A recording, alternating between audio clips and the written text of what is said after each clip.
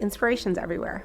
And I think, especially when I was an intern or a medical student, I thought I was supposed to look up to the higher attendings or the higher residents for inspiration.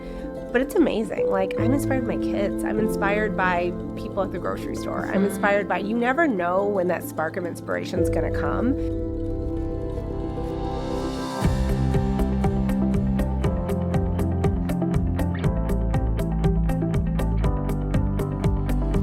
Welcome to the Mentor Files. I'm your host, Monica Royer, founder and CEO of Monica and Andy.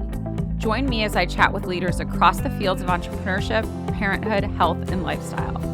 This season, we're digging deeper than ever before to learn the story behind the story. Think of the show as one part Audible MBA and one part certification to be the confident CEO of your own life. Here we go. Today, I am so excited to welcome my friend to the Mentor Files. Dr. Sonya Bhole is a breast imaging radiologist with Northwestern Medicine, which is a position that allows her to work closely with patients and collaborate with other healthcare providers. And amazingly enough, she's been on this journey ever since getting accepted to medical school at the age of, you're gonna have to listen to the episode to find out. Sonya and I spoke about blossoming into your purpose, embracing the journey, and realizing that inspiration can come from unlikely sources. As a mom and a women's health advocate, Sonya has such an incredible insight that I'm excited to share with all of you. Let's get started. Sonya, welcome. Thank you, Monica. I'm so excited to be here. Oh my gosh, I'm so excited for you to be here. And I feel like this is kind of a different podcast for me in that I feel like I have so many serious conversations. And I know, although you and I have serious conversations, this is also one of my good friends, and I feel like we'll give a little bit more and hopefully a repeat guest. So the goal is to have Sonya on multiple times to talk about many different things. Great. But to kind of start, Sonya, tell everybody a little bit about you and kind of what you do. Okay, so it's such an open-ended question. I never know how to answer that. But I am a breast radiologist at Northwestern. So I am one of the doctors that specializes in breast imaging. So anything related to the breast. So mammograms, ultrasounds, MRIs. I do screening mammograms. I read them. My technologists perform them, and I'm the doctor that reads them. And so you'll see my name at the bottom of the report. But I also do clinics. So people that have breast pain or feeling something or following something, I see them in my clinics. And then I do the biopsies. And then I also help queue patients up for surgery by placing little markers and localizations in for the surgeons to know where to take things out. So I'm really that doctor that specializes in breast imaging. So if you're listening to this and you're thinking about, as a mom, maybe how you haven't had time for yourself, I feel like we would be remiss to not say, make sure you're getting your yearly mammogram if you're at the age to do so. And honestly, make sure you're going to the dentist and doing all the appointments, because I think all of the things. You and I have talked about this at one point. It's like you do such a good job scheduling your kids for stuff. Yes. But sometimes as moms, and especially during COVID, you look up and you're like, oh my gosh, I haven't like checked in on myself. And it's so important for us to be able to do so. 100%. And yeah, we'll just do a little shout out that every month is Breast Cancer Awareness Month. So make sure you're getting your mammograms if you're of age. But absolutely, I agree. The dentist, like I was actually thinking about that on the way up here. I get the little cards in the mail, the postcards that are like, your kids' appointments coming up. And I'm like, when was my last appointment? I have no idea. It's so true. All of these things, like girls' trips, hydrating, exercising, all of those things. I totally agree. 100%. Yes. So I feel like hopefully since we'll have you multiple times, I think let's take it back a little bit as we're getting to know you. And one thing that you and I have talked a lot about in our private conversations is this idea of like empowering like the next generation of women. We both have daughters. You also have a son. And so we think a lot about, okay, what were the experiences of our childhood? We share, an Indian American heritage to begin with. Our parents were immigrants. And in my case, my mom. In your case, I believe both of your parents. Mm-hmm. And so I feel like I would love to learn a little bit more about, how you ended up going to medical school. Like, tell us a little bit more about your beginnings, your childhood. Okay. So I think one thing that people might not know about me is I grew up in the tiniest town in Georgia. So it is so sweet. It's the sweetest town. It is set in the Blue Ridge Mountains. It's on the border of Georgia and South Carolina. So if you go down 85, we're the first exit. It's called Toccoa. It means the beautiful. It's a Cherokee name that means beautiful. And we have one mountain called Currahee Mountain, which is the last of the Blue Ridge. And it's just really idyllic. And it's simple. And there are 5,000 people. And it just, my closest neighbor was a mile away, which is funny because now I'm such a people person. I need people around me all the time. But I really just had my family. And as you said, yes, growing up as an Indian American, I think there was a lot of pressure and to succeed academically that came from home, but not necessarily around me, because a lot of people, it was a very simple, sweet life, and I feel like it's not like, you had to do this and you had to do that from the people around me. So when I was in 6th grade, it was very devastating to me at the time, but I actually got pulled out of our public school from my hometown, and my dad sent myself and my sister to a private school that was 45 minutes away. Oh my gosh, so every day we were bused to the neighboring town. It was 45 minutes away. It's called Gainesville, Georgia. Really also a sweet town, but a little bit bigger than Toccoa. And it was just really hard for me because all of my friends were going to our school and then going to our high school. I think of it as like Friday Night Lights, like Friday Night Football. And it was just, and all of a sudden I was on this bus going to a different town for a private school. And I think, it was an amazing school for me. It was tiny. My graduating class was 20. So even the school that you got bused to, like the other tiny. town was also tiny, but it was bigger than the town that you lived in. It was, their public school was bigger, but I was in a private school. So it was very small. It was 20 people. I think our graduating class in our hometown was 100 or something. Okay. But you got to be everything. So I could play tennis and be valedictorian. You kind of get to do everything for your college application. But in reality, it was 20 people, So that's kind of the joke in our household is that you got to be everything, but it was 20 people. But it was great. And it was a fun upbringing. But I was doing well in high school and got good SAT scores, and my parents pushed me to apply for this program, and I was lucky enough to get into high school as a senior, get into medical school as a senior in high school. Oh, wow. So I was 17, I was young for my class, and I was accepted into the Medical College of Virginia for the year 2025. 2005. 2005. Okay. Because I graduated from high school in 2001. Okay. And I was accepted into medical school in 2005. Okay. So really didn't have a choice. My life was set at 17. I didn't even know you can do that, but for Bella, good to know for the future. So didn't even know that was possible. Yep, you can do it. There are a few programs in the country. And it was great. I remember my dad, so we had very thin walls, and so our floor upstairs was very thin. And so my dad would watch like his Manchester United games up there. And if we were downstairs, we could hear him jumping up and down, and the floor would shake, and we knew like Manchester United won. The same thing happened one day. I heard my dad jumping up and down. I'd just gotten home from like meeting friends out for coffee or whatever I was doing at 17. And I was like, is there a Manchester United game on? I asked my mom, and she was like, no, you got into medical school. And I'm like, what do you mean? And it was set. My dad came down and showed it to me. And I just remember this mixed feelings of, well, I'm so happy that my parents are happy, but is this what I want to do? Yeah, I was going to say, because had you worked in like the hospital or done anything up until that point? Because obviously I think the spoiler on the story is you love what you do. I love it. Yeah, so I think like if we fast forward to today, it seems like it was the right choice. But at 17, that's a really big decision. Big decision, because at 17, I wanted to hang out with my friends. I wanted to go to Georgia. All of my friends went to Georgia. My cousins went to Georgia. I didn't want to go to medical school at 17, and I did have you do a couple years of college and then go to medical school, but it was just really hard for me. And I remember just feeling a lot of resentment to my parents because I was like, is this the life I want, or is this the life they want for me? And I don't think I actually knew, because do you know what you want at 17? I don't know. I mean, we think we do. Do we? I don't know.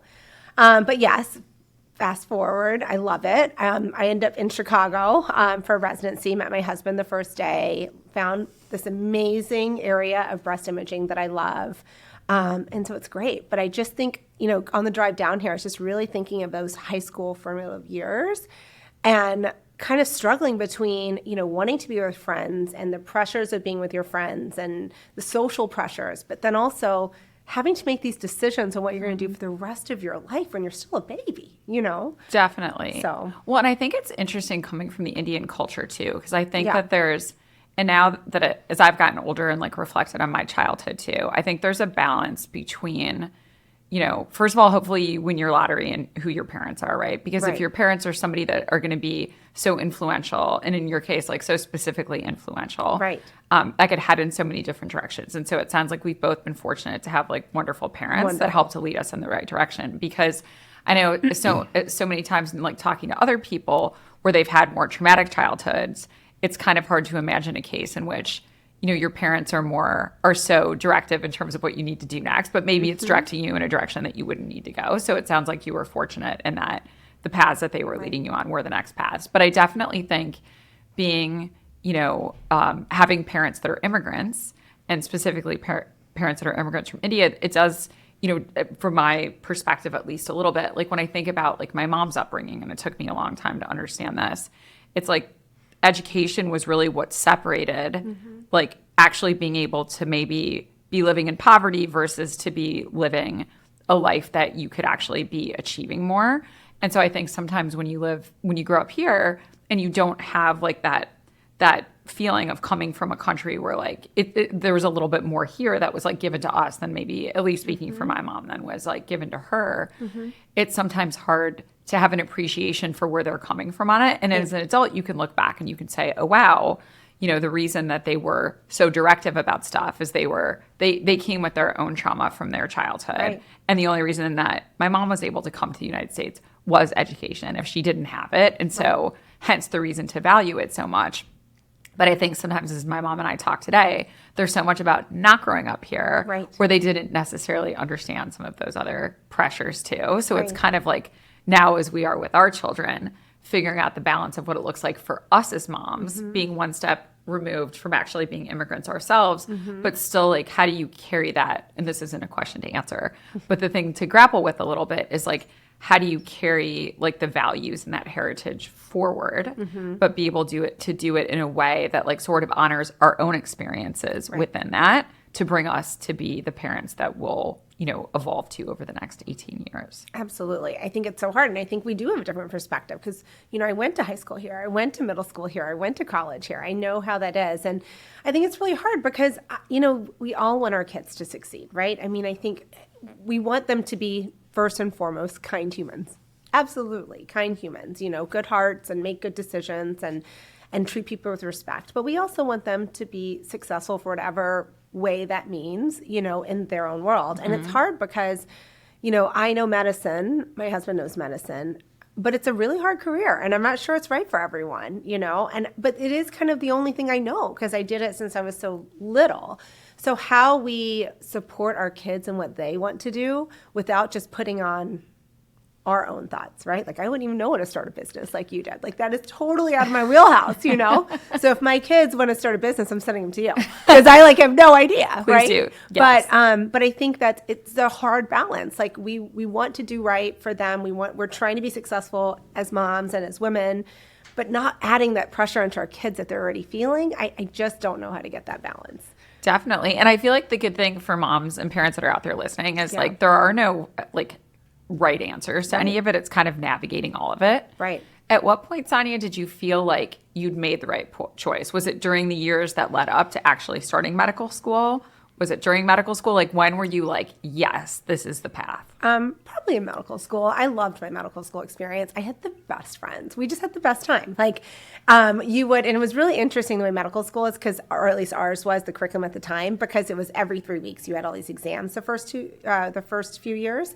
And so it was like the first week you would just be social the whole week. You go to class, you get coffee, you go work out, you get dinner. And then the next week you start kind of studying. And the third week you're all just in the library together. And then you take your test and then you celebrate and then you start all over again. So there's a lot of team building, which I think I didn't realize then, but thinking about it now with my own team and my clinic, that team building really is what sustains you, right? Because you have this group of people rallying around you and we're all doing the same thing. So it's hard to do anything else because you're all on the same schedule. Right. Which is so nice. It's this community that you've built with Monica and Andy that we build around us. I think it all comes back to community. And I think that was a moment that I was like, oh my gosh, all these people who I love so much are doing what I'm doing. And it was really fun. And then I found breast imaging and met my husband. I moved to Chicago.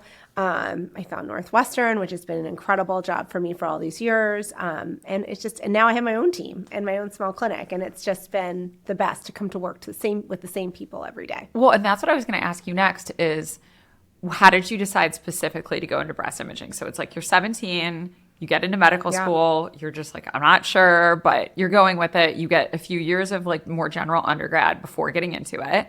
And then it sounds like in medical school, you're like, yes, this is it. but there's still so many different things that you can do. So many different things. And breast imaging is just such a small little world. A lot of people don't even know about it. I thought I wanted to do dermatology, and I thought that that was going to be exactly where I wanted to be.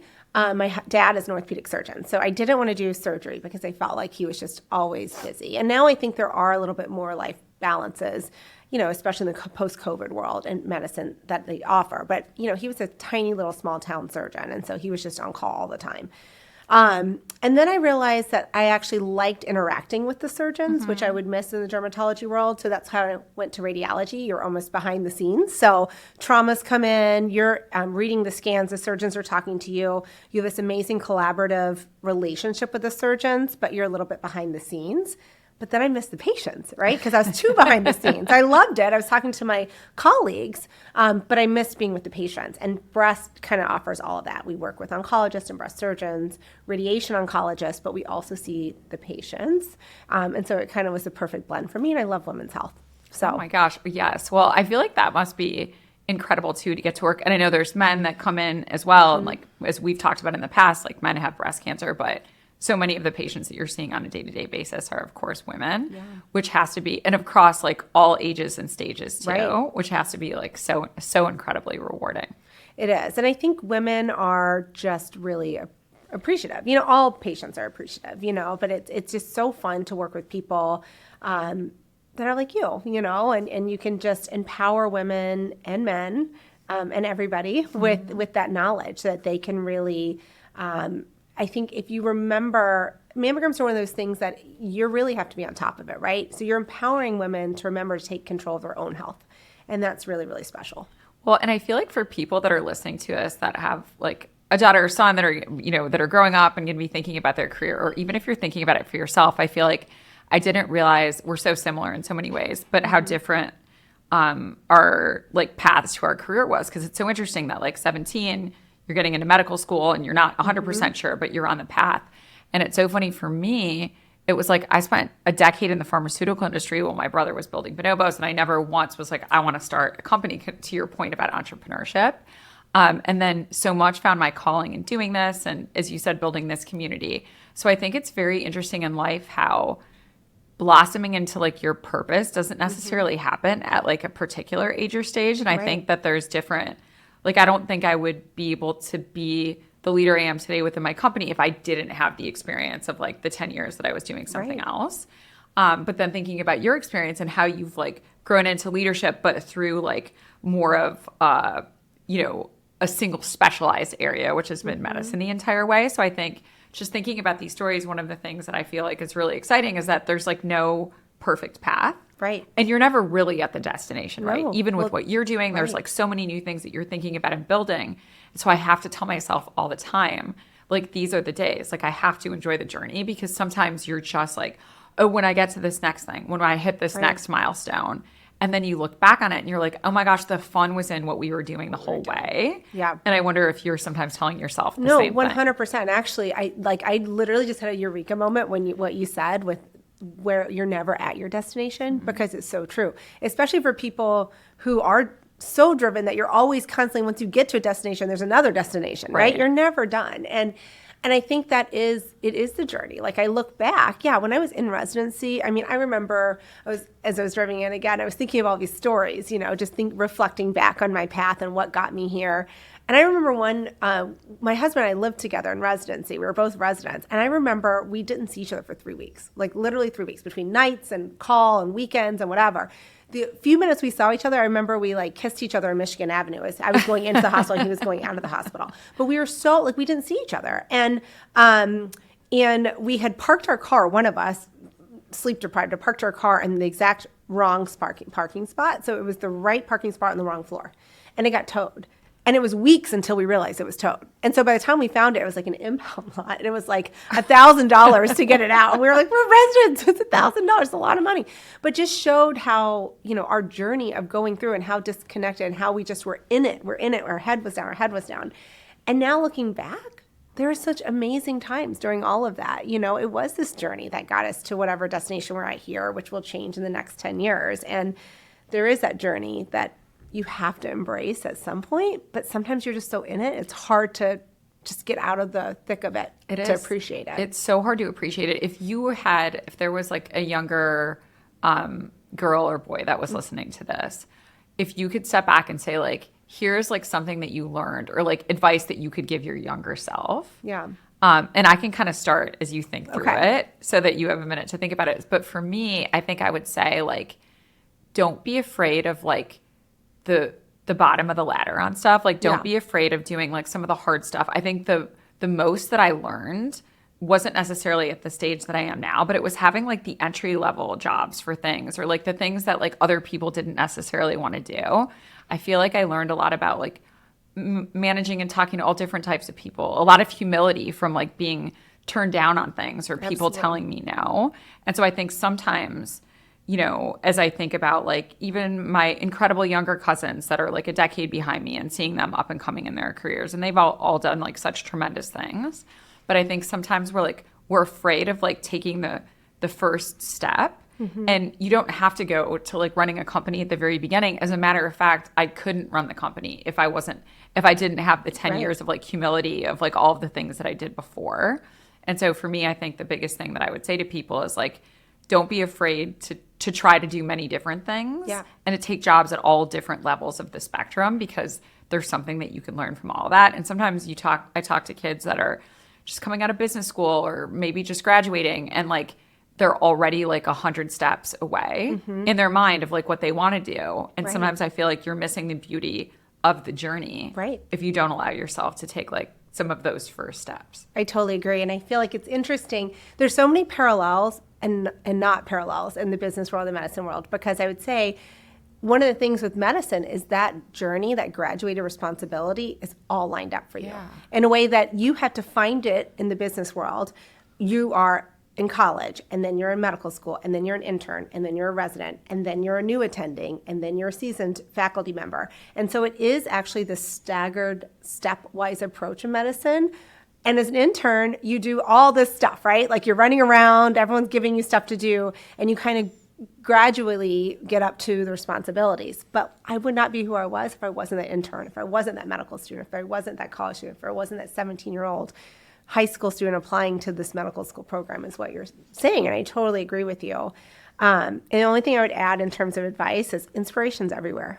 And I think, you know, especially when I was an intern or a medical student, I thought I was supposed to look up to the higher attendings or the higher residents for inspiration.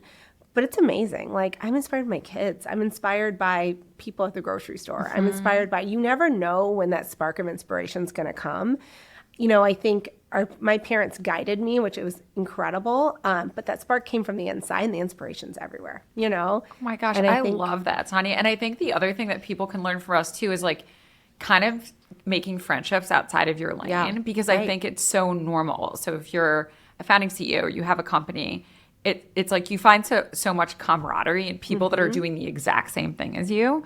But I think once you reach out across the aisle to like something like we do totally different things every day. But to your point, there's so many similarities. And there's so much to learn and so much to appreciate, because I think sometimes when you're with like your own group of people doing the same thing, you commiserate about like the same strengths and the same weaknesses, but it really helps to reset the way that you think about stuff and to appreciate. Like for me, sometimes I think about you, or I think about some of my other friends in medicine, and like when I'm having a tough day, and this isn't to make your day any tougher, I'm like, you know what? Like lives aren't in my hands. There's people with responsibilities that are bigger than what I'm doing, and it helps to recenter me on just like taking, you know, kind of taking a little bit more of like a grain of salt, or a little bit more of like a recentering myself. Like nobody's life is depending on me today as I'm doing it. And so it's helpful to actually put yourself in the presence of other people where you are having hard conversations with your patients. And sometimes you're having wonderful conversations, I'm sure, but like there is a big responsibility that sits on the shoulders of people like yourself. And I'm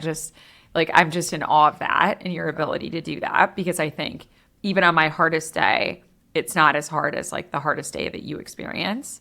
And I think like there's inspiration for me there as I look at that. Well, I'm in awe of you too. I don't know how you do what you do. And I think, but I also think surrounding yourself with people, I think community, which you've realized really at the beginning of Monica and Andy. I mean, I think community really does help, but community with people who aren't necessarily in your field, I think helps with burnout.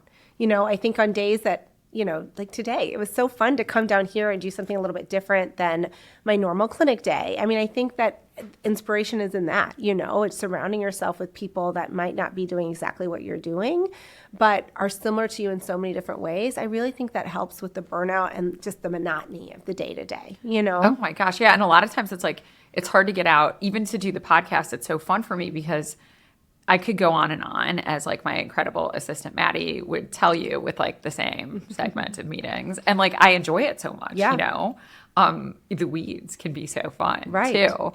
But the opportunity to rise above them a little bit, to have conversations outside, is like a hard effort to put in. But once you get into it, you're like, oh my gosh, like I could do this all day long.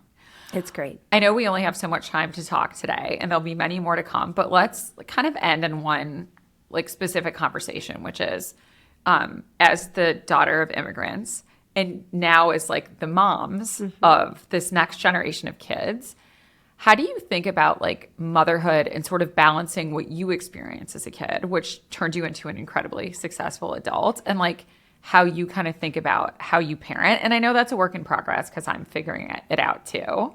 But sometimes I think about, like with my daughter, I feel like I'm pretty strict with her about things and like pretty serious about her schoolwork. But sometimes we're both like, oh, when Nani finds this out, then it's going to get real. So it's funny, like I don't feel, which is like your maternal grandmother in India, like the way you would say it is Nani. So it's funny how like I feel like I'm this like lion of a parent, but like my mom is still like the head of the entire pride. Yeah. And I don't know how you think about it as you parent. Oh, 100%. I mean, I think we're always going to be our parents' daughter. Yeah. Right? I mean, I can do whatever I want to do and succeed and do all these things and have my own kids, but I'm always that, little girl from Toccoa, Georgia on the inside, and I think it's fun to talk to our kids about that, and talk to our kids about where we came from, where our parents came from.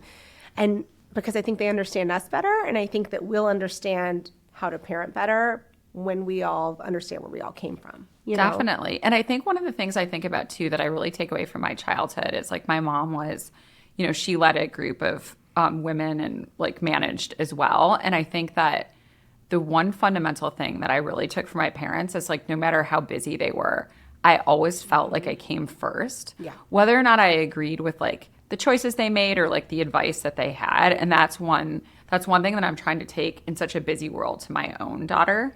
And so I'd say to parents that are out there listening, like, she's not involved in 1,000 activities because we don't necessarily have time for it. And so I'm not trying to be the parent that does the most, but and with how busy things are, it's hard to find the quality time. But that's what I think about more than anything is like, how can we feel like we really connect? And can I make sure that like, no matter how many things I have going, she feels like she comes first? And it'll be a while till I find out if I'm successful at that or not. You're successful. But I try to think about like that was a big takeaway from my childhood. Well, and it's kind of like you think about these love languages. I know we don't have much time, but you think about these love languages, and quality time is the one that kids really can understand, right? And they really want us right now. Maybe as a high school student, they're not going to want us around all the time, but right now they want us. And we're so busy, it's hard to find that time, but we have to find that time, because they want us around. They want that quality time, and we do too. We just have to learn how to put everything else aside so we can focus on them. Definitely. So, Sonya, thank you so much. This was a lovely conversation and excited to have many more. I agree. Thank you so much for having me. It was so much fun. Thank you. Thank you for listening to the Mentor Files. There are so many great takeaways from today's episode, starting with scheduling your mammogram if you are a woman of age. If you have the chance today, please share this episode with a friend and leave a review wherever you listen to podcasts. I'll be back soon with more inspiring conversations.